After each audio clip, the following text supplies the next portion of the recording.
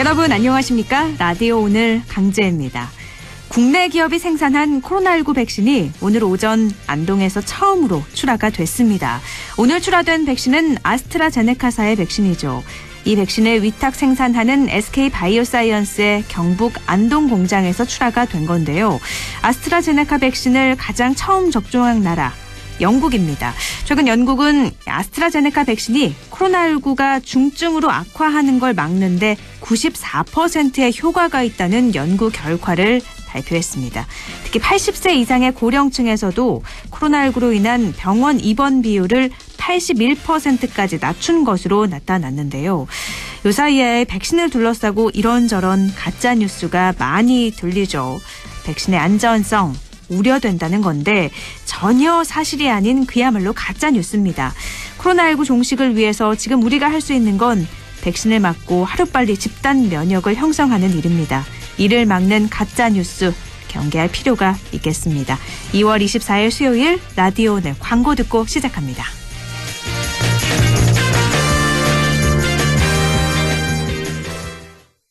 자, 따라해보세요.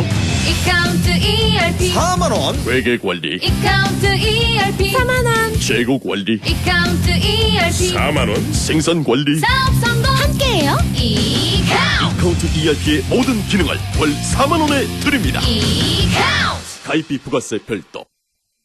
비즈니스 신세계로 가는 길 알려줘. 구리도시공사가 민관합동사업으로 선보이는 지식산업센터 휴벨라인으로 안내합니다. 경춘선 별내역 8호선 연장부와 GTX B노선 추진해 트리플 역세권 전층 층고 6m라며. 자, 성공 향해 출발. 시공 신세계건설 문의 1544-6008. 2월 24일 수요일 라디오 오늘 순서 안내해드릴게요. 1부 조용찬의 미중 바로 알기, 미중산업경제연구소 조용찬 소장과 함께하고요. 2부 이슈 오늘에선 다음 주면 새학기가 되죠. 하지만 이 코로나19 탓에 걱정이 참 많은데요. 경북교육청 김동식 보건 담당 사무관 연결해서 이야기 나눠보겠습니다. 그리고 인사이트K 배종찬 연구소장과 함께 각종 설문조사의 결과를 갖고 우리 사회 분석해보는 시간 배종찬의 리서치 오늘 준비돼 있습니다. 라디오 오늘 생방송 놓치신 분들은요. 안동 MBC 플러스 유튜브로도 다시 들으실 수 있습니다.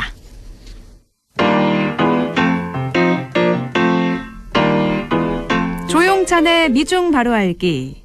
지난주에 미국 텍사스주를 덮친 한파로 얼어붙은 원유 시추와 정유 설비를 완전히 정상화하는 데는 최소 2주가 걸린다고 합니다.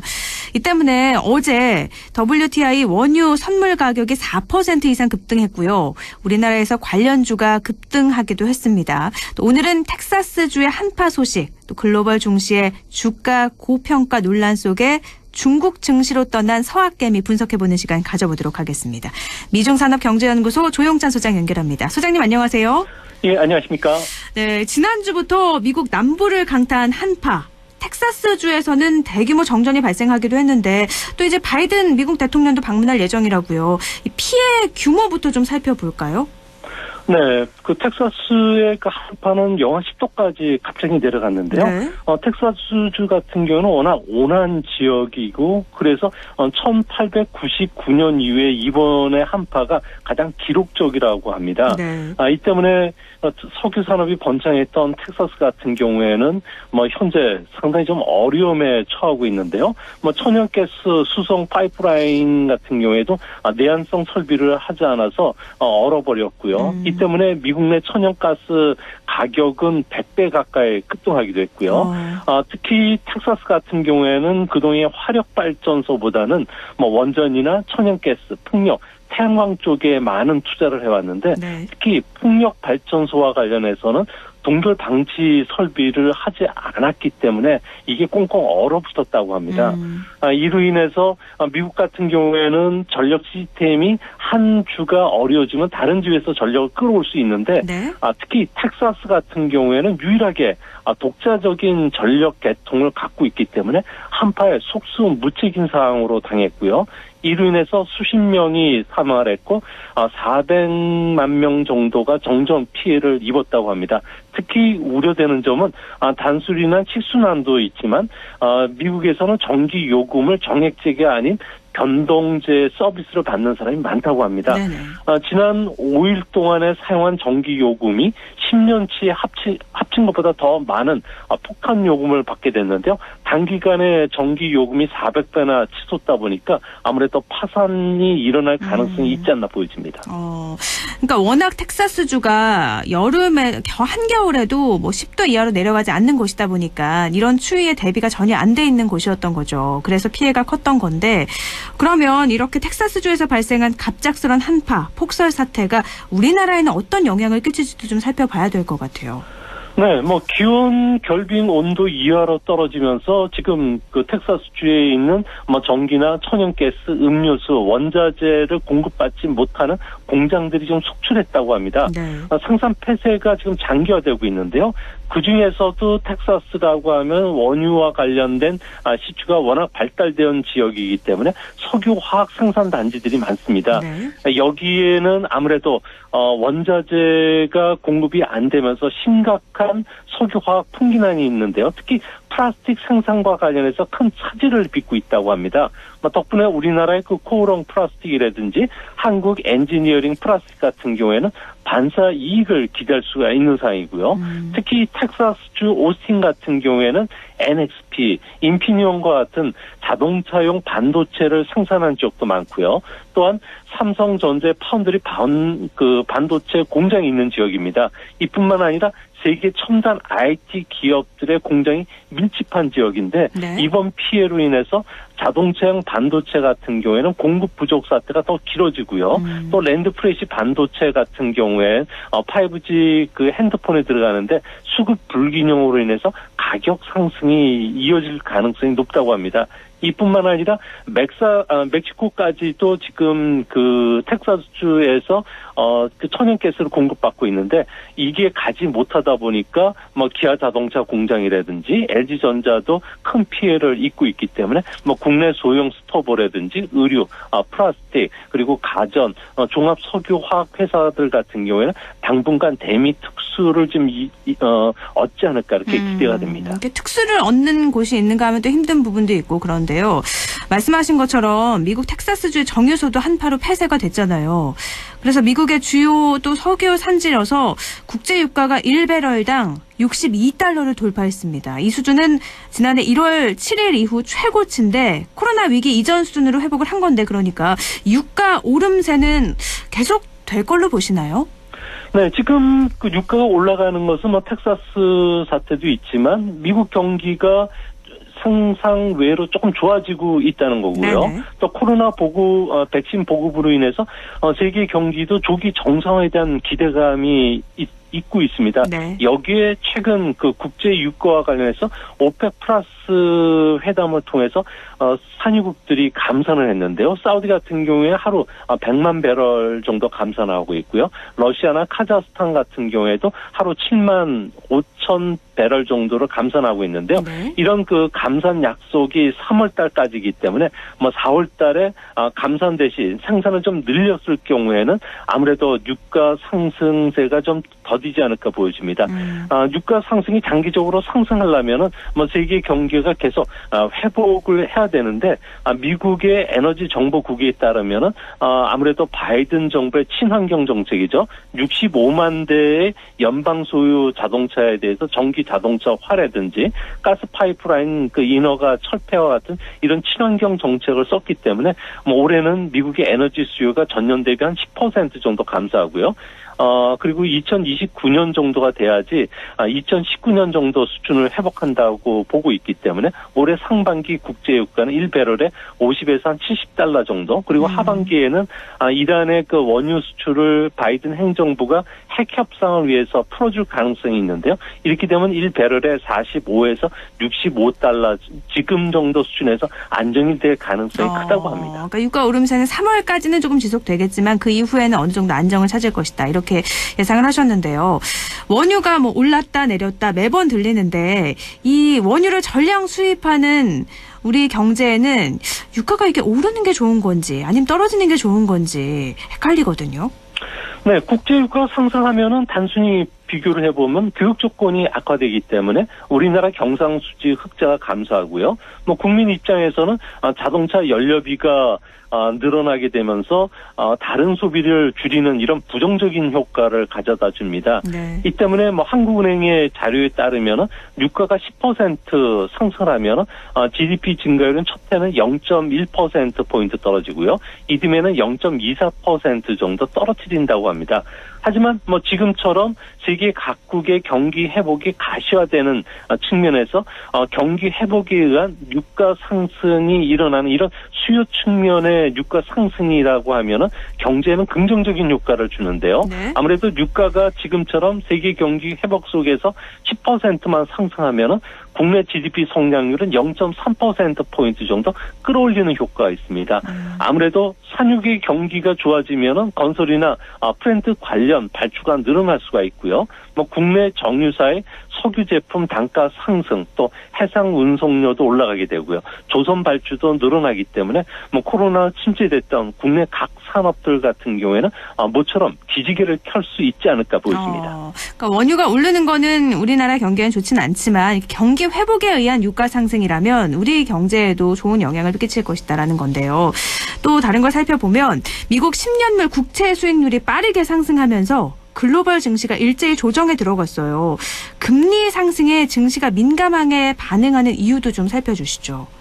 네, 지금처럼 그 높은 주가 수익 비율이죠. 높은 그 기업 가치를 갖고 있는 상태에서는 증시가 연착륙하려면은 금리가 안정되는 게 꼭 필수 조건입니다. 왜 이런 현상이 일어나는 거니? 기관들 같은 경우에는 주식을 사고 팔 때 꼭 참조하는 게 일드 스프레드라고 하는 그 지표가 있는데요. 네. 장기 금리에서 기업 수익을 뺀 그 지표입니다. 금리가 상승하면은 주식보다도 채권이 더 투자 매력이 있기 때문에 주식을 팔고 채권을 사기 때문에 그런데요. 투자자들이 장기 금리 상승에 상당히 민감한 것은 2013년 5월 달에 테이퍼 그 텐드럼이라고 하는 쇼크가 다시 일어나지 않을까 우려하고 있기 때문에 그렇습니다. 당시 버네키 연준 의장 같은 경우에는 양적 완화 축소를 언급을 했는데요.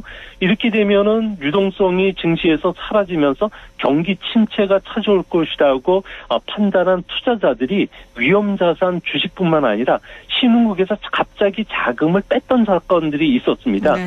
특히 연준 같은 경우에는 2020년 코로나 이후에 월 1,200달러 정도의 미국의 자산을 매입해 주면서 자산 규모가 7조 달러 정도에 달하는데요.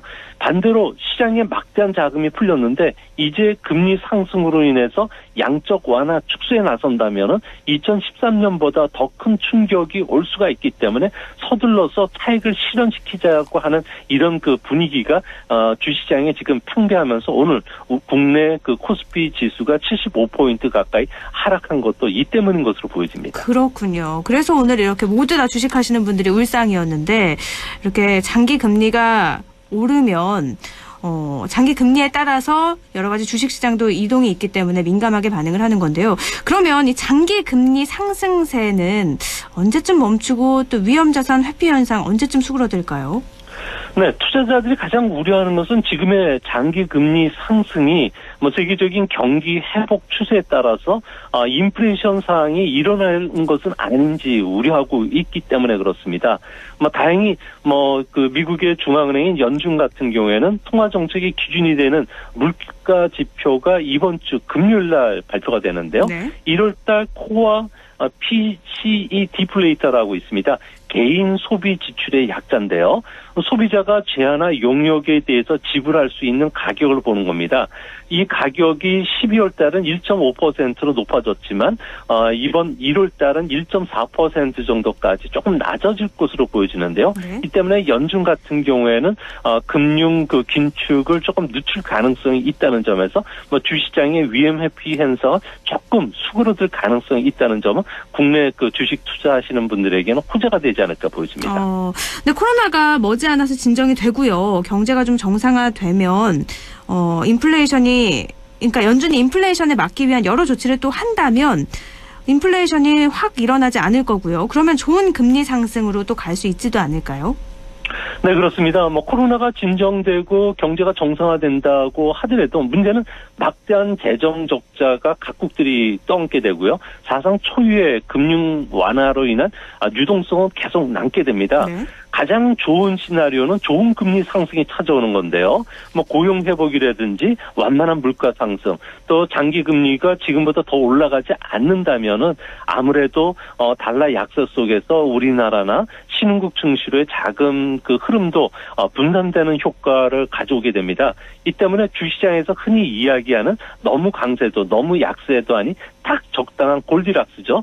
영국 동화에 나오는 금발소녀와 곰 3마리 이야기가 바로 여기에 표현이 되는 상황인데요. 네. 이렇게 되면 경기 회복뿐만 아니라 기업 실적도 좋아지기 때문에 아무래도 주시장이 좋다는 겁니다. 하지만 이런 상황이 일어날 확률은 좀 적고요.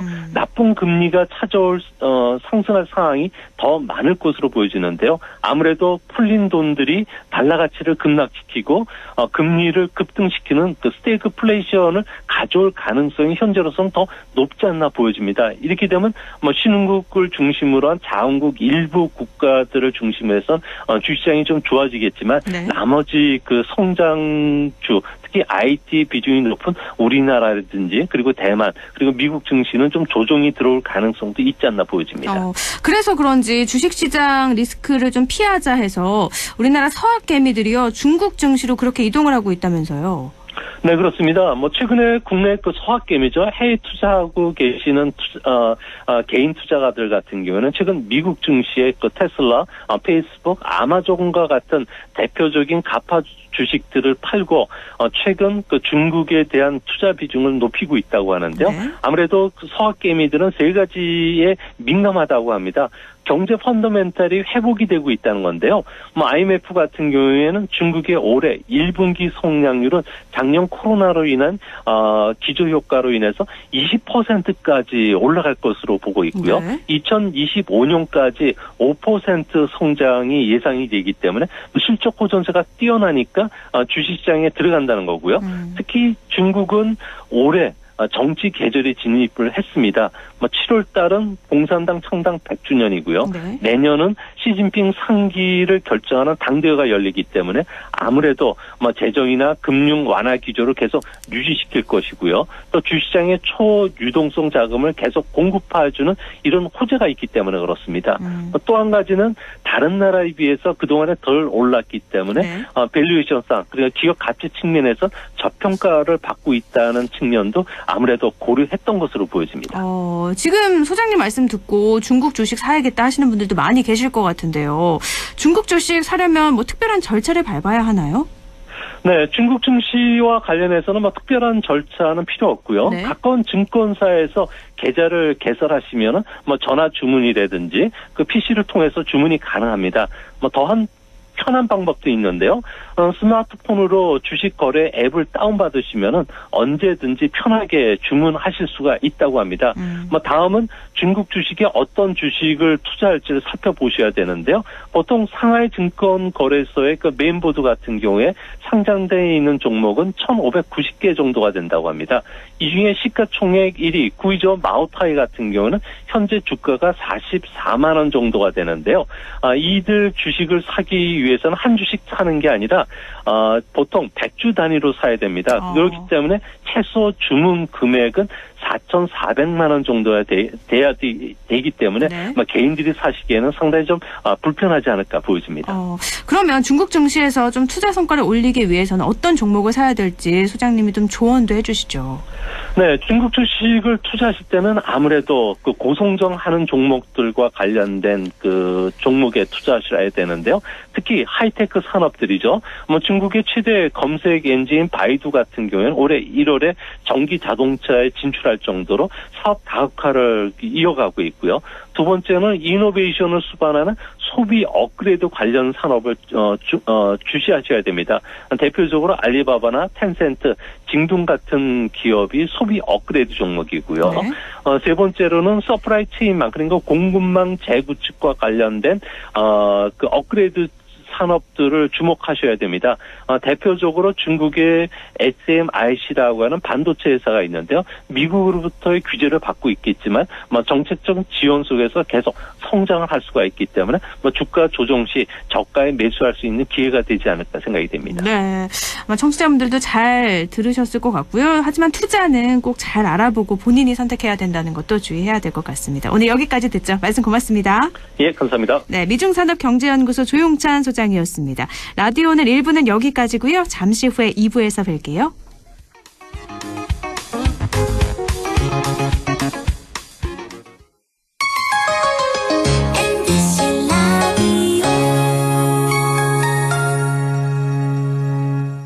할인점보다 더 실속 있고 편의점보다 더 편리하게 살 수 있는 곳, 시장보다 더 정이 넘치고 백화점보다 더 품격 있는 곳, 이런 곳이 없을까요? 네, 우리 동네 우리 할인점 펀마트가 있습니다. 지난 25년간 항상 고객과 함께한 펀마트. 용상점, 자이점, 신용주점, 서천점에서 새롭게 고객님께 다가갑니다. 홈마트. 대한민국 IT 기술 알아주죠. 초고속 인터넷 어마어마하죠. 정보통신 인프라 엄청나잖아요. 근데 아직도 디지털이 낯설고 어려운 분들 진짜 많대요.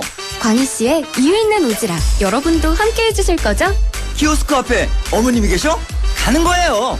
두리번 길 찾는 아버님이 보여? 들이대요. 어디서나 디지털은 어렵지 않다는 거 보여주자고요. 오지랖이라고요? 그냥 오지랖이 아니거든요. 함께 배우고 나누는 디지털 소통. 디지털 세상을 살아가는 큰 힘이 됩니다. 함께 누리는 디지털 대한민국 만들어봐요. 공익광고협의회.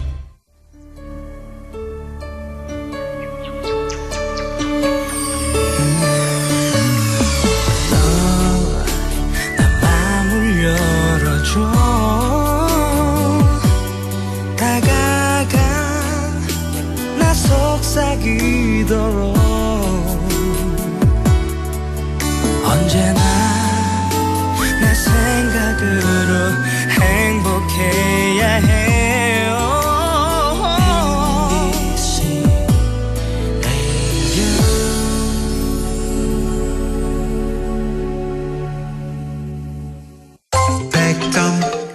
MBC MBC 라디오.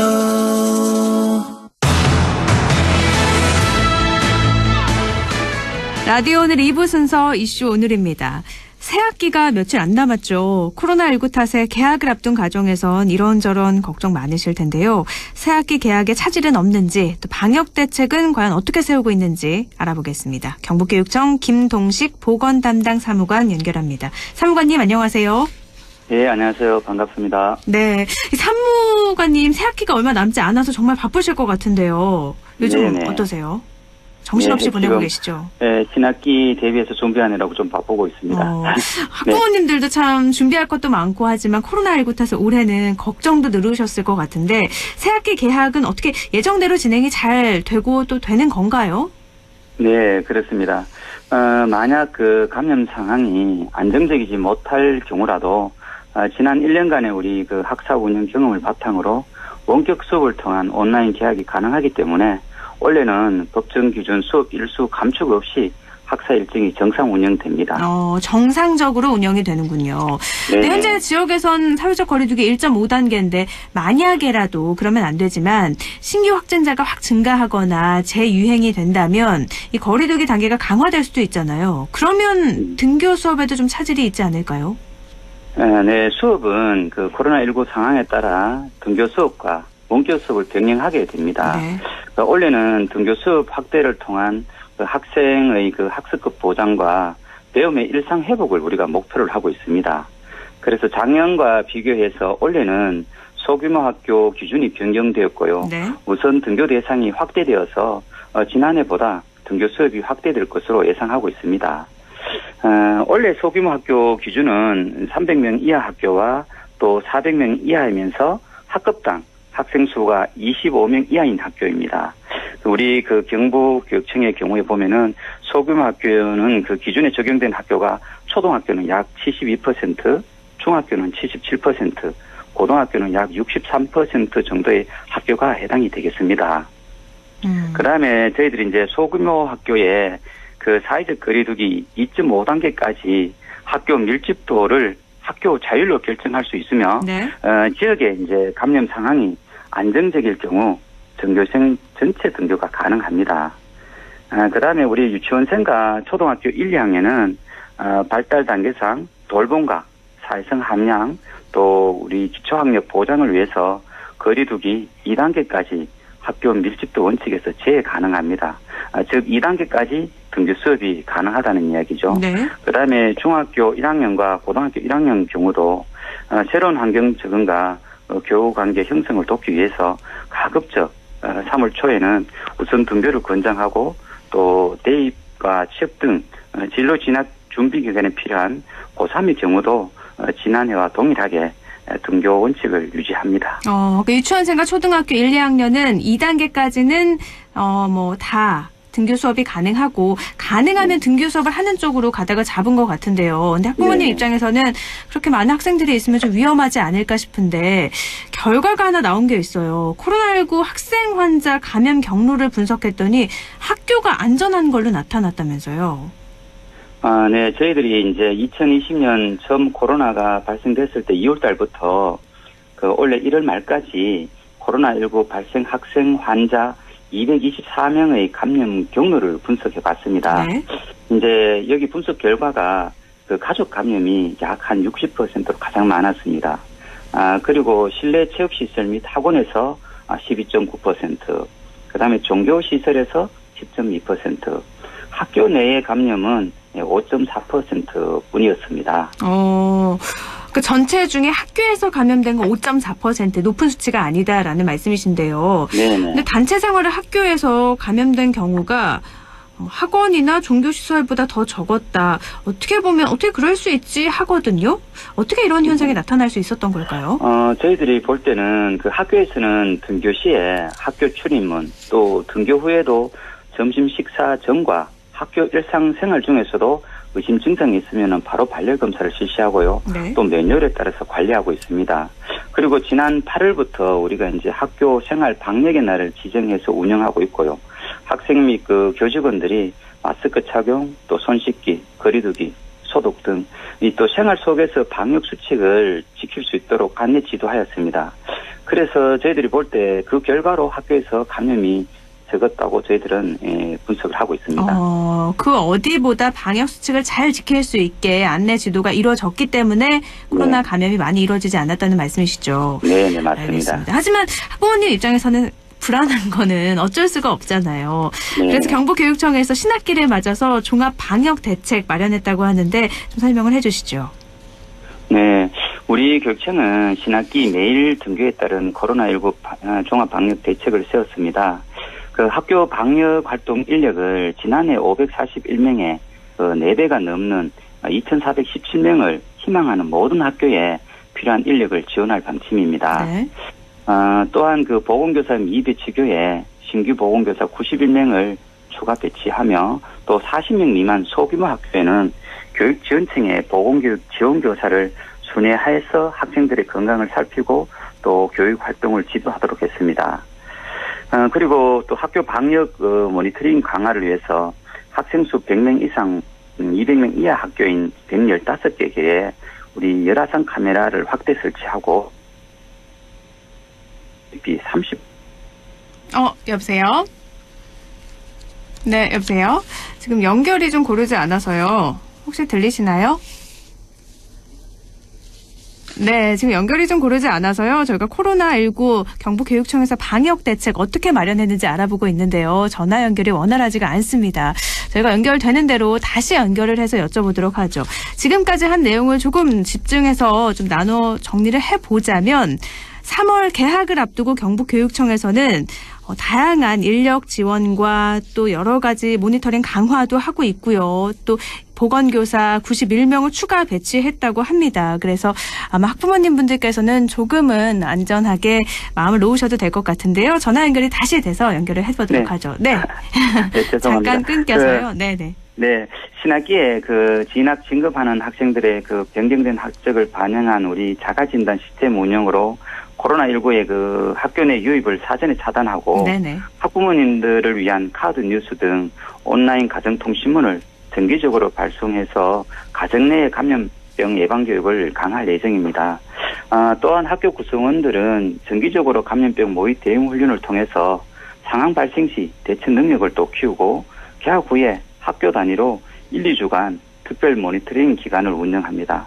그래서 학생들의 방과 후 생활 지도를 통해서 또 다중이용시설 이용이라든지 모임 활동 등을 집중 점검하는 등 교원 내외 안전 강화에도 나설 방침입니다. 참 구체적으로도 쫀쫀하게 튼튼 이렇게 다 째여 있는 걸로 보이는데요. 또 가정에서도 주의해야 할 점이 있잖아요. 가정에서 이런 점은 유의해야 한다 말씀을 해주시죠. 네, 그 주 감염 경로가 그 가족 감염인 것은 그 우리 사회 활동이 활발한 40, 50대 학부모님들이 감염이 돼가지고 가정 내로 전파된 것으로 분석되었기 때문에 학생들의 코로나19 예방을 위해서는 학부모님들의 올바른 마스크 착용, 손 씻기 등 철저한 방역 수칙 준수와 가정 내에서도 개인 위생 관리가 더욱 요구된다고 보겠습니다. 가정 내에서 사실 감염이 많이 이루어지고 있기 때문에 다른 것보다도 가정에서 위생 관리를 철저하게 지키는 게 중요할 것 같아요. 근데 학생들이 학교만 다니는 게 아니잖아요. 학원도 있고 여러 가지 교습소도 있는데 이런 방역에 대해서도 좀 대책을 갖고 계시죠? 네네. 그간 우리 교육청은 그 학원 내 감염 확산 방지를 위해서 학원 가외교습소 방역 지도 점검을 1382회를 했고요. 감염 예방 물품 지원을 8억 8천여만을 했습니다. 네. 그리고 그 자가진단 시스템 및 전자출입 명부 등을 도입해서 학원 방역 관리를 지속적으로 추진했습니다.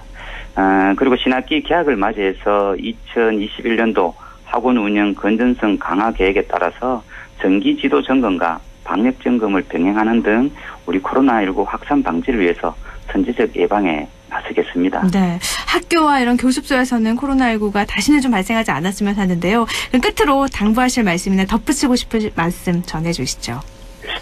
네, 지난 한 해 우리 코로나19 발생으로 모두 고생 많으셨고요. 학교에서 우리 학생, 교직원 모두가 방역 수칙을 철저히 지켜서 안전하게 코로나19 대응을 할 수 있었습니다. 이제 방학이 끝나고 개학이 시작되면 교실의 밀집도가 증가하고 또 교내외 활동이 많아지므로 방역 수칙을 지키는 것이 더욱 중요합니다.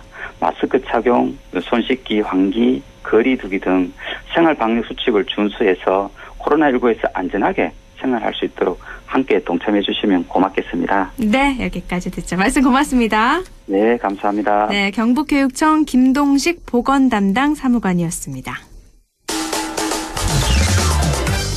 라디오 오늘에서는 청취자 여러분의 참여를 기다리고 있습니다. 우리 지역에서 발생한 사건, 사고 소식이나 함께 토론하고 싶은 내용을 안동 MBC 홈페이지 라디오 오늘 게시판에 올려주시기 바랍니다. 전화와 문자 참여도 하실 수 있습니다. 전화는 851국에 7191번, 문자는 샵 0913번으로 보내주시면 됩니다. 문자는 단문 50원, 장문 100원의 정보 이용료가 있습니다. 여러분의 많은 참여 바랍니다.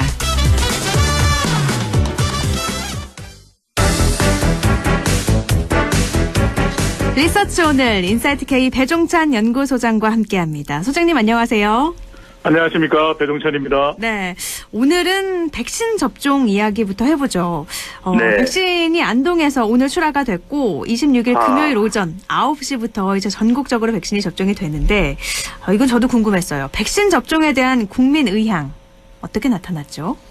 이 말씀을 드리기 전에 대한민국 정신문화에서도 오늘은 우리 안동은 백신의 날이었습니다. 네. 오전에 이 SK바이오사이언스 안동공장에서 출하된 첫 번째 코로나 백신이 이천 물류센터에 도착을 하면서 이제 모레 26일 접종되지 않습니까? 네. 그만큼 이번 백신에 빠질 수 없는 지역이 바로 우리 안동입니다. 그만큼 이번 백신 접종을 통해서 코로나19 방역에 큰 기여를 하는 도시로 자리매김하게 되는데 그만큼 우리 국민들의 기대감도 커지고 있습니다. 조사 결과를 보면 한국갤럽이 자체 조사로 16일부터 18일까지 실시한 조사이고 자세한 사항은 조사기관의 홈페이지에서 확인 가능합니다. 이 코로나 백신 접종을 받겠습니까? 받지 않겠습니까? 네. 단도 직입적으로 물어봤습니다.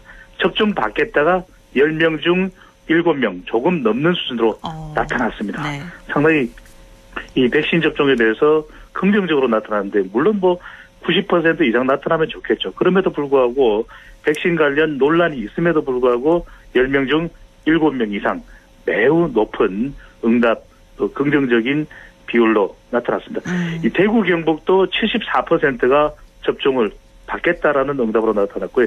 연령대가 높을수록 백신 접종을 꼭 받겠다라고 하는 긍정적인 적극적인 반응이 더 높게 나타났습니다. 제가 질문을 드릴게요. 소장님께서는 백신 접종 하실 의향이 있으신가요? 당연히 맞아야죠. 그러니까 문제는 저 같은 경우에는 좀 체구가 크다 보니까 이 한 병으로 괜찮을까? 백신까지 이렇게 양으로 승부하면 안 되는데 네. 농담이었고 반드시 접종을 받을 생각입니다. 네. 우선 접종 대상자들에 대한 설문조사 결과도 있는 것 같은데 접종 동의율이 네. 93.6% 굉장히 높은 것 같아요. 그렇습니다. 이건 동의를 받은 비율인데 네. 이 정도 되면은 아스트라제네카 백신에 대해서 이 우리나라에서 생산되기 때문에 더 신뢰가 갑니다. 그런데 지금 또 논란들이 있습니다. 이게 과연 괜찮겠느냐, 부작용도 있다, 최초 접종자는 누구냐라고 하는 정치권의 논란도 있고 또 한편으로는 나는 화이자 맞고 싶은데 이렇게 또 이야기하시는 분들이 있다 보니까 아스트라제네카에 대해서 과연 괜찮을지 이런 이야기들이 나옵니다만 전문가들은 간단합니다. 맞으십시오. 좋습니다. 네. 라는 이야기를 하고 있는데 부작용에 대한 응답의 비율도 상당히 높은 편이었습니다. 백신 부작용이 있을까 봐 걱정되는지 걱정되지 않는지 물론 이건 접종을 받는 것과는 또 별개의 질문이었습니다. 네. 걱정된다가 접종 받겠다라고 하는 응답 비율과 똑같은 71%로 나타났습니다. 그만큼 또 걱정도 이 마음속으로 살짝 불안한 게 있거든요. 이 대구 경북에서도 72%로 나타났는데 그만큼 맞는 것이 더 좋죠. 그럼에도 불구하고 혹시 내 몸에 이상 반응이 일어나지 않을까 이런 여러 가지 걱정을 하깁니다만은 3단계로 이번에 접종이 이루어진다고 합니다. 대기, 접종, 접종 후에 관찰. 그런 만큼 정부를 한번 믿고 또 우리 안동에서 생산된 만큼 믿음이 가지 않습니까? 네. 그리고 안 맞는 것보다는 접종을 하는 것이 더 낫다고 하니까요. 또 만 65세 이상 고령자 우선 접종 대상자 중에서는 또 화이자 백신 가능성도 있다고 하니까요. 한번 믿고 신뢰하고 백신 접종을 받으시면 좋을 듯 합니다. 네. 워낙 처음 있는 일이라서 처음 있는 백신이고 해서 불안감을 완전히 없앨 수는 없을 것 같지만 그래도 지금 할 수 있는 건 백신을 맞는 게 가장 좋은 선택이니까 맞아야 될 것 같아요. 이런 불안감을 놓고 정치권에서는 또 논란이 일고 있습니다. 국내 1호 백신 접종자 누가 할지 논란이었는데 원활한 백신 접종을 위해서는 좀 어떤 노력이 필요할까요? 그러니까요, 우리 강재희 아나운서께 여쭤보더라도 당연히 백신 접종하실 겁니다. 그런데 아직까지 이제 순서가 안 들어오니까 3분기에 접종을 받게 될 가능성이 아주 높으신데 이 불필요한 정치적 또 소모적 논쟁은 없어야 될 겁니다. 물론 이제 정치권에서 좀 더 안정적인 백신 접종을 위해서 공방을 벌이는 것도 뭐 필요할지도 모릅니다. 또 그것이 이제 정치적인 속성일지는 몰라도 그럼에도 불구하고 정부의 또 체계적이고 투명하고 또 방역과 관련된 단계별로 안정적인 그런 공급이 이루어진다면 반드시 백신 접종을 받으셔야 되는 것이 맞고요. 앞서 또 부작용과 관련해서도 젊은 세대를 중심으로 해서 두려움이 존재하고 있는데 정부에서 더 많은 설명과 소통도 필요해 보입니다. 네. 그리고 가짜뉴스도 좀 차단돼야 되지 않을까 싶어요. 워낙에 많이 생산되고 있어서 이런 부분도 좀 모두가 다 노력해야 될 부분인 것 같습니다. 제가 한 말씀만 꼭 드리고 싶습니다. 네. 가짜뉴스 안 된대. 하지 말해. 네. 좀 사투리 하신 거죠? 네. 청취자분들이 웃으실 것 같은데 말이죠.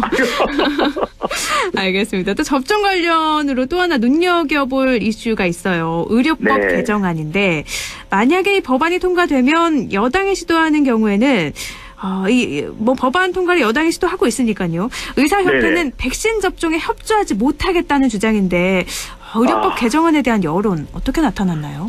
의사협회의 주장에 대해서 국민 여론은 싸늘했습니다. 그만큼 백신 접종과 관련해서는 여야 할 것 없이 또 어느 분야 할 것 없이 다 협조하고 협력해야 된다는 여론으로 읽을 수 있겠는데 리얼미터가 오마이뉴스의 의뢰를 받아서 23일 바로 어제입니다. 실시한 조사입니다. 자세한 사항은 조사기관의 홈페이지에서 확인 가능한데요. 금고 이상의 형을 받았을 때입니다. 의사 면허를 일정 기간 취소하는 의료법 개정안에 대해서 개정안에 찬성하십니까? 반대하십니까? 라고 물어봤더니요. 우리 국민 여론 10명 중에 7명 가까이 68.5%는 찬성한다는 응답으로 나타났습니다. 연령과 관계없이요. 그리고 지역과 관계없이 이런 금고 이상의 범죄다.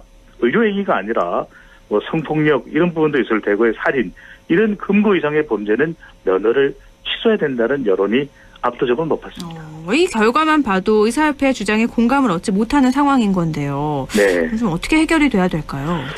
그렇습니다. 이게 또 이제 왜 지금 중차대한 시기에 이 법안을 꺼내들어서 갈등을 조장하냐 이렇게 또 반박을 하는 쪽도 있기는 합니다만 무엇보다도 국민 여론을 보더라도 지금 그 어느 것보다도 중요한 것이 백신 접종이거든요. 그런 만큼 의사협회에서 또 이 협력을 하고 또 이뤄진 많은 분들은 사실 이 국민들에게 적극적으로 또 그동안 노력을 많이 기울여 오시지 않았습니까? 그런 만큼 좀 더 소통을 통해서 지금 민심이 어디 있는지 백신 관련된 어떤 민생이 중요한지를 더 깨달아야 될 때로 보입니다. 빠르면 이번 주 후반에요. 또 사회적 거리두기에 대한 방역 당국의 조정이 있을 텐데 네. 사회적 거리두기 강화에 대한 여론도 조사 결과가 있죠. 또 오늘 또 전국적으로 확진자가 늘어났거든요. 네. 수도권에 많은 확진자가 또 몰려있기도 합니다. 리얼미터가 YTN의 의뢰를 받아서 19일 실시한 조사이고 자세한 사항은 조사기관의 홈페이지에서 확인 가능합니다. 코로나 방역, 빠르면 이제 금요일 날 이 거리두기에 대한 조치가 또 발표된다고 하는데 과연 우리 안동 시민분들, 경북 도민분들은 어떻게 판단하실 거예요? 코로나19 방역과 관련된 거리두기 강화해야 된다는 의견이 62.5% 10명 중 6명이 넘었습니다. 그만큼 지금 좀 완화했던 것이 화근이 된 것 아닌가. 이 설명절 연휴 이후에 지금 이 감염됐던 확진자들이 다시 또 다른 사람들에게 전염이 돼서 늘어나고 있다. 이런 또 분석이 나오면서 이 거리두기 강화해야 되는 것은 아니냐라고 하는 여론이 나왔는데 그러다 보면 또 걱정이 됩니다. 자영업 또 중소상공인 분들에게 얼마나 큰 타격이 될까. 반드시 우리가 이 사회적 거리두기 어떤 조치를 취하더라도 그것은 또 국민 안전을 위해서 결정을 하는 것이겠죠. 그런 만큼 중소상공인 또 자영업 분들에게는 큰 피해가 가지 않도록 어떤 경제적 지원 또 보상도 빠른 시일 내에 마련이 되면 좋겠습니다. 뭐 300명대까지 떨어졌다가 다시 400명대로 올라가니까 네. 아무래도 사회적 거리두기 강화에 대한 여론은 조금 높게 나타나는 것 같아요. 불안감에요. 알겠습니다. 네. 또 보궐선거 이야기도 해보죠. 서울시장 네. 보궐선거 최근 판세도 알아볼까요? 더불어민주당은 박영선 후보가 우세한 흐름으로 나타나고 있고요. 이 국민의힘은 4명의 후보가 이제 본경선 토론전까지 펼쳤죠. 네. 나경원 후보와 오세훈 후보가 대체적으로 접전을 벌이고 있다는 여론조사 결과들이 최근에 발표가 되고 있습니다. 안철수 후보와 금태섭 후보의 1단계가 아니라 이 금태섭 후보가 또 주목받긴 했습니다. 키어 성소수자 축제와 관련해서 질문을 던지기도 했는데 그럼에도 불구하고 종합적인 선거 판세는 안 후보 쪽으로 기울어져 있기 때문에 뒤집기 한 판이 참 쉽지만은 않아 보입니다. 다음 주면 각 당의 본선 후보가 이제 결정이 될 텐데 최종 경선의 결정적 변수 뭘로 보세요? 더불어민주당은 당심입니다. 그러니까 당심이 50% 포함이 되는 데다가 여론조사도 더불어민주당 지지층이거든요. 그런 만큼 당심을 누가 더 잡을 수 있는가. 박영선 후보 우세 속에서 우상호 후보가 과연 반전카드를 빼들 수 있을지 여부가 중요하고요. 4일 결정되는 다음 달 4일 결정되는 국민의힘 후보는 나경원 후보는 여성 가산점 그리고 국민의힘 지지층이 중요할 테고요. 오세훈 후보는 여론조사의 역선택 그러니까 국민의힘 시민 여론조사는 더불어민주당 지지층도 포함이 되거든요. 그러다 보니까 더불어민주당 지지층들은 과연 누구를 선택하겠다고 응답할까 이게 또 주목을 받고 있고 중도층에 그래도 좀 더 이 경쟁력을 발휘하고 있는 오세훈 후보 아니냐 이런 이야기가 나오면서 여성 가산점 국민의힘 지지층이냐 아니면 여론조사의 역선택에 대한 오세훈 후보의 결과냐 주목받고 있습니다. 정말 알 수가 없는 거라서 다음 주에 결정이 되면 그때도 다시 이야기를 나눠봐야 될 것 같네요. 오늘 여기까지 됐죠. 말씀 고맙습니다. 감사합니다. 네, 리서치 오늘 인사이트 K 배종찬 연구소장이었습니다.